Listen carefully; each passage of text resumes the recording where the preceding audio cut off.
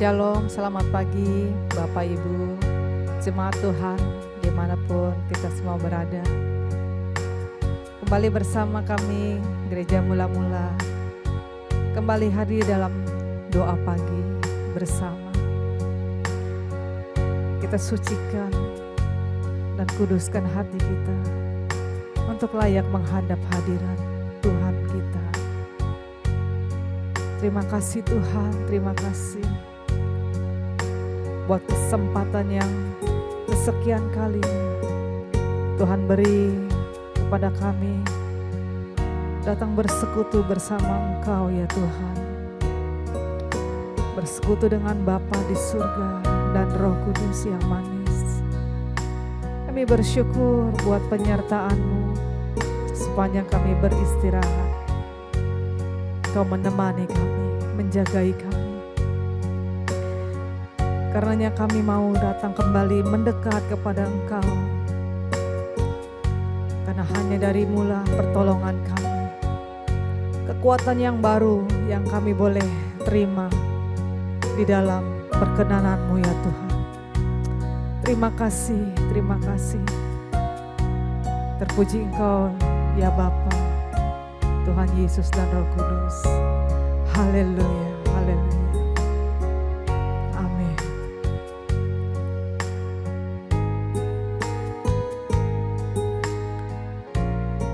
Kami mau datang mendekat dengan Engkau ya Tuhan.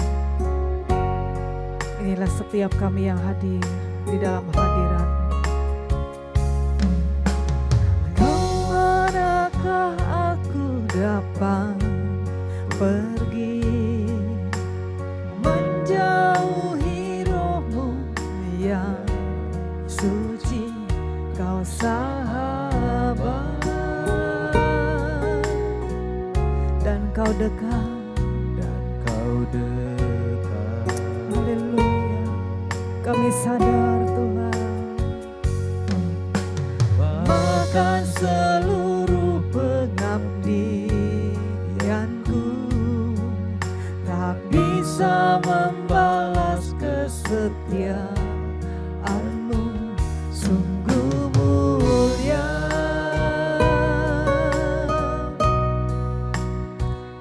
dan berharga. Sungguh besar pengorbanan-Mu bagiku, terlalu dalam untuk dimengerti. Sungguh besar, sungguh indah yang Kau pikirkan tentangku, tak terselami bagiku. Sungguh indah. Benar Tuhan, Engkau yang mendanani kami terus menjadi indah seperti keinginan-Mu Tuhan yang berkenan di hadapan Bapa. Mari dengan tulus katakan, kemanakah aku dapat pergi menjauhi Roh-Mu yang suci, Kau sahabat kami yang selalu dekat dengan kami. Kau dekat. Haleluya.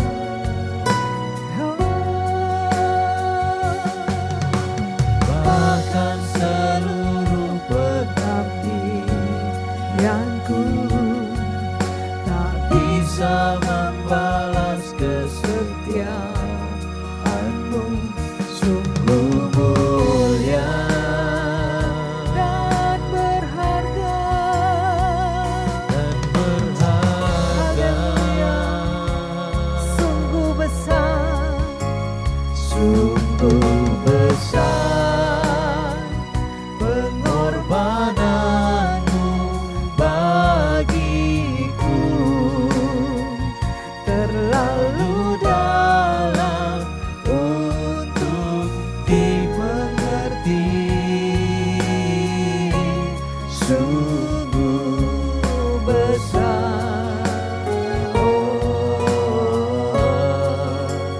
Sungguh indah yang kau pikirkan tentangku, tak terselami bagiku.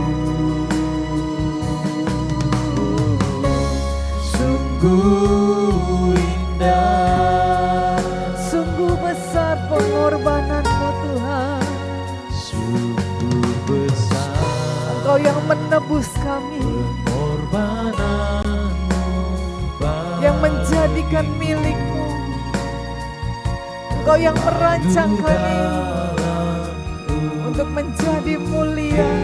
Amin, amin Tuhan. Sungguh besar, sungguh indah yang kau pikirkan tentangku,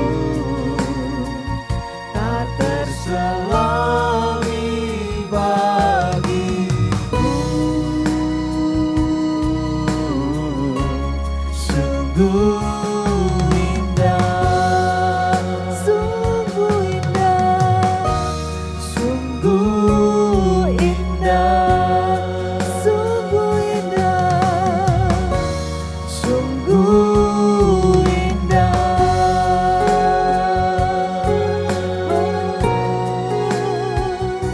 Terpuji namamu, terima kasih buat keselamatan yang kau kerjakan. Kami bersyukur Tuhan, Kau yang merancang kami serupa gambaran-Mu, serupa denganmu Tuhan. Kau yang terindah, Kau yang termulia, kami bersyukur. Terima kasih, terima kasih Tuhan. Sungguh kami beruntung, sungguh kami berbahagia menjadi milik-Mu Tuhan. Kau mengerjakan yang terbaik untuk setiap kami. Patutlah setiap kami memberi diri, dibentuk menjadi indah di pemandangan-Mu, menjadi mulia sesuai dengan keinginan Bapa. Kami bersyukur.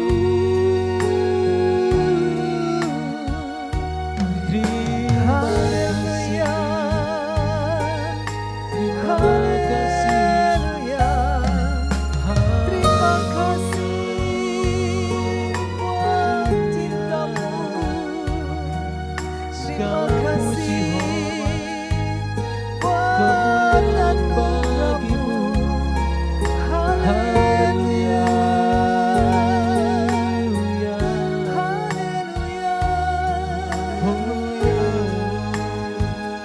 Mari Bapak Ibu, Saudara, pandang Tuhan kita yang begitu setia menyertai kita sampai saat ini. Dia mengerti keadaan, Dia mengerti hidupmu. Bertahanlah dan kuatkanlah hatimu.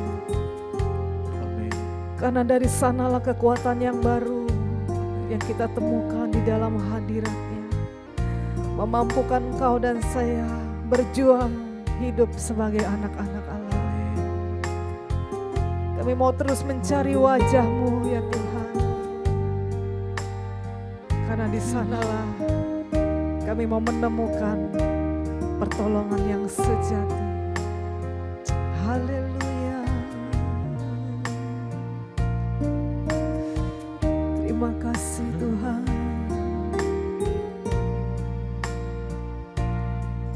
Ku cari wajah-Mu,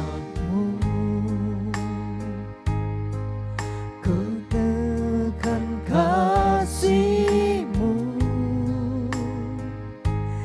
Kau bukan Tuhan yang jauh dariku. Mari panggil namanya. Ku panggil namamu, ku dengar jawabmu. Kau Tuhan yang selalu dengar seruan hatiku. Sungguh indah, sungguh indah Kau Tuhan, penuh kasih dan sayang. Kau tempat penghiburan bagi setiap hati yang terluka. Amin Tuhan.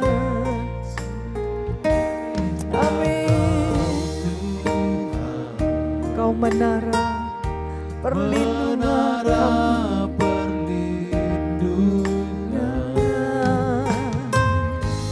Kau sumber kekuatan bagi semua orang yang membutuhkan. Haleluya.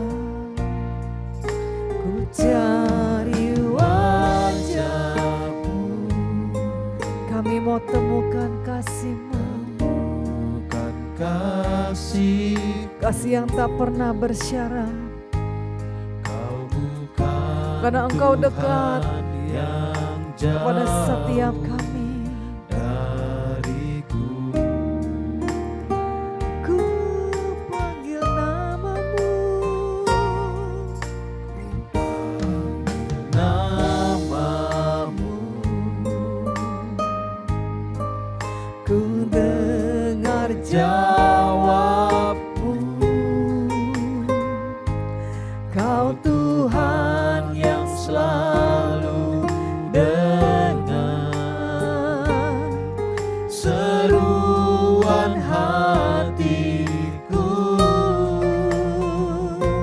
Sungguh indah Kau Tuhan,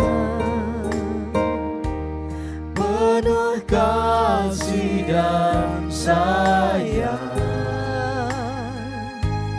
Kau tempat penghiburan bagi setiap hati yang terluka. Sungguh indah Kau Tuhan, menara perlindungan. Kau sumber kekuatan bagi semua orang yang membutuhkan. Sungguh indah. Amin Tuhan. Sungguh indah Kau Tuhan, penuh kasih dan sayang. Kau tempat penghiburan bagi setiap hati yang terluka. Sungguh indah Kau Tuhan, menara perlindungan.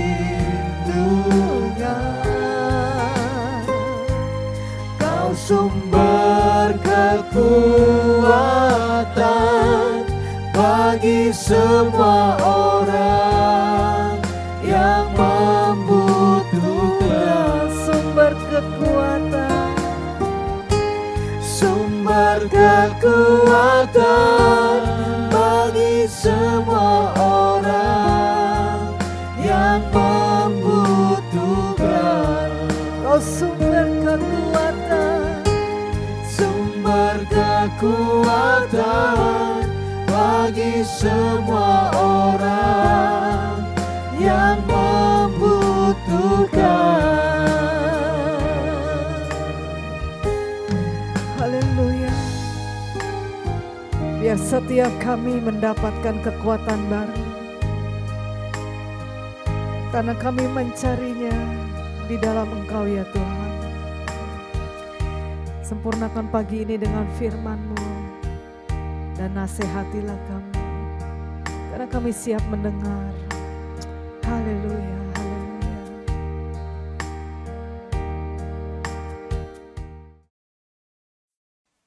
Selamat pagi Bapak Ibu Saudara sekalian. Shalom semuanya. Saudara, biarlah pagi ini kita bisa merenungkan bersama-sama dan mendapatkan hikmat dari firman kebenaran. Mari kita tundukkan kepala lebih dahulu, saudara. Bapa di surga, berkati pagi ini sehingga kami semua dihibur dan dikuatkan pada pagi hari ini dan mendapatkan hikmat yang luar biasa, sehingga hidup kami boleh berubah seturut dengan hikmat kebenaran. Ampuni segala kesalahan kami selama ini Tuhan. Perbolehkan kami semua untuk belajar terus sampai kesudahan kami. Ajari kami untuk tetap setia kepada kebenaran, sehingga kami benar-benar memprioritaskan Tuhan dalam hidup kami. Terima kasih, urapi mulut hamba-Mu untuk menyampaikan kebenaran ini. Hanya di dalam nama Tuhan Yesus kami berdoa. Amin. Bapak Ibu Saudara sekalian, sebenarnya kesetiaan kita kepada Tuhan itu bisa dilihat dari sikap kita selama ini. Apakah seseorang itu haus dan lapar akan kebenaran atau tidak? Dari situ kita kelihatan, saudara. Apakah seseorang itu serius mau mencari kehendak Tuhan atau tidak? Kehendak Tuhan tentu saja kebenarannya. Sebab banyak orang tidak demikian. Baca Alkitab asal-asalan, ngerti nggak masalah. Padahal kalau kita mengerti nilai dari firman kebenaran, kita akan berusaha untuk mengerti dengan benar.